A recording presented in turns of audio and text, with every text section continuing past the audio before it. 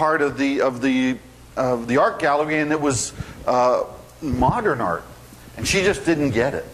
Not at all. She didn't really like it, and she was sort of uncomfortable about it. And she saw one of the curators there, and she pointed to the wall and she says, "I suppose that you call this hideous-looking thing modern art."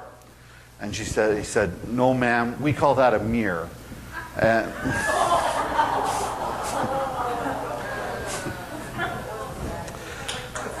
you like that one? Thank you. There's more coming.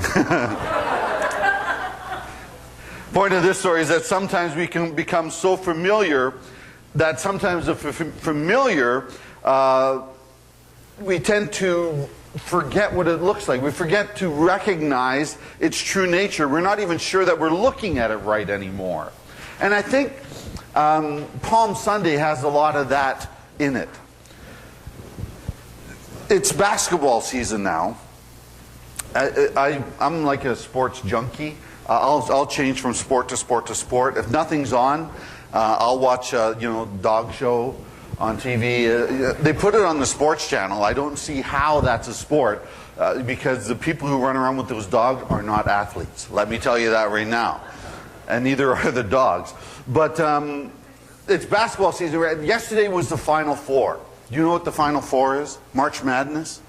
It's college basketball. I don't really like watching NBA basketball. I love watching college basketball. And the Final Four, it's like the top of college basketball. And yesterday the top 4 teams played, and the winners were, in case you really care or you have money bet on it, Kansas beat Ohio and Kentucky beat Louisville.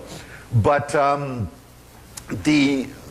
with the Final Four, it's like a huge production. I mean, if you've never gone to a university in the States and gone to their basketball stadium or their football stadium, it's like goofy crazy. It's like you sit in this place and it's like, this is for college? I mean, we can't get this many people in to see a Leafs game. And the Leafs are always sold out. I mean, these places are huge. And when they come into the Final Four, like even yesterday before I started watching it, they had a 2-hour preview show for the Final Four. And, telling about the teams that were there and the whole bit. And when they get to there, I mean, there's all this big hoopla. I mean, there's it's not, the teams just don't sort of walk out onto the court. No, there's all this, there's the bands playing, and there's the cheerleaders, and there's people painted the color of their team, and it's all red. There's a lot of red teams, and there's all red in the stands, and banners waving, and everything else like that. And it's like, wow, this is really, really cool. And the reason they do that is because they want to show that our team just didn't show up to play. Our team is showing up to win. And both games were fabulous basketball games yesterday. It was really, really good. And that's, they came not to say, well, maybe we'll try this year. We got this far, this is good enough. No, we're here to win. And it was, and it's just this pandemonium that goes around it. And that is exactly what's happening here in John, chapter 12 that we just read. Everything that's happening in Jerusalem right now, it's sort of focusing in towards this big event, this huge thing that is happening. There's all this excitement, there's this fervor in the crowd. I mean, for 3 years, Jesus has been building up his ministry to this day. For 3 years, he has performed miracle after miracle.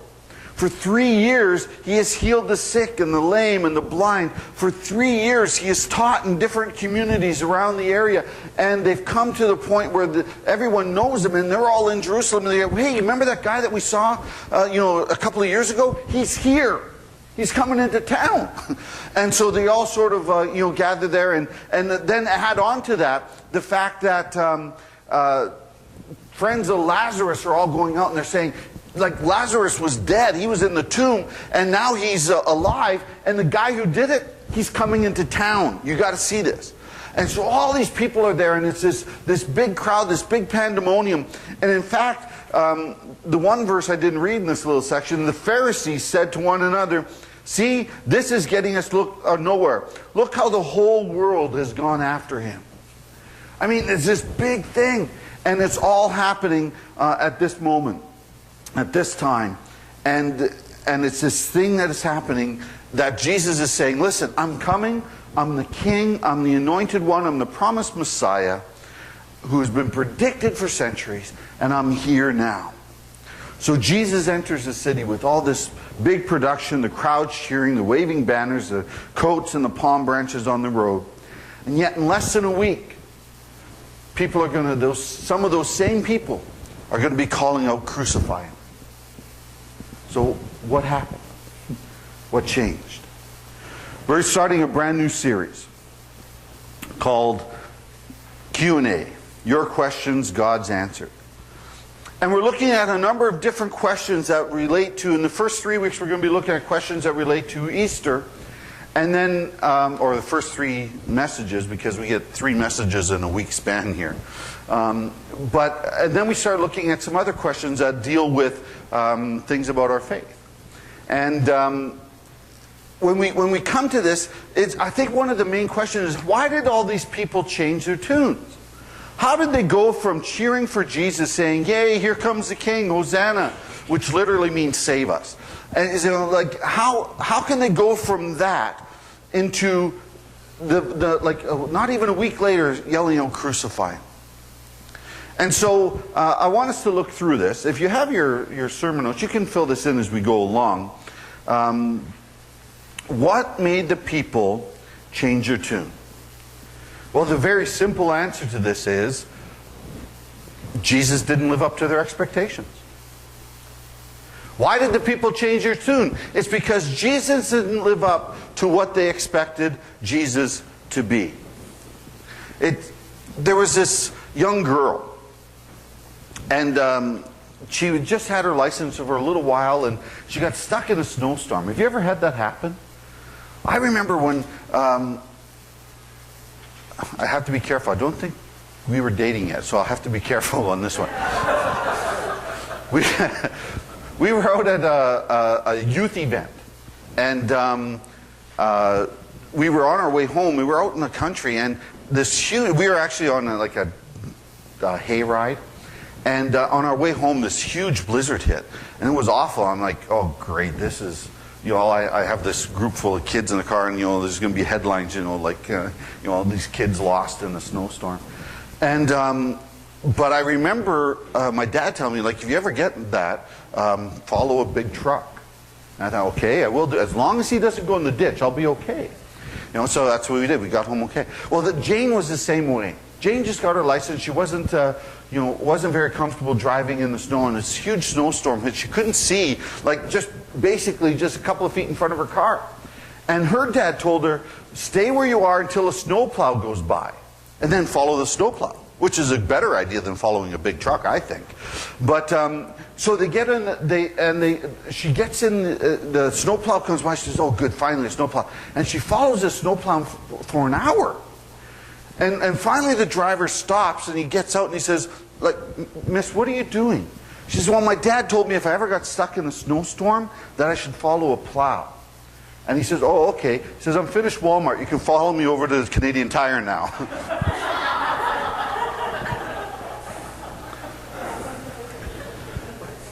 Even my wife liked that one. This is what happened with these people. They thought that they were following something, that this is what I'm supposed to do.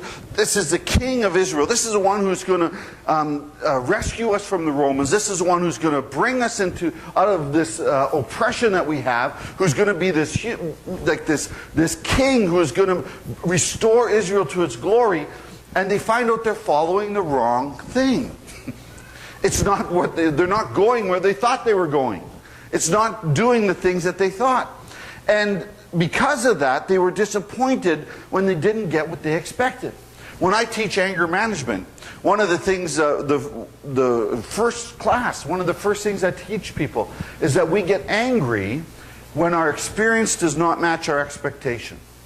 If we have certain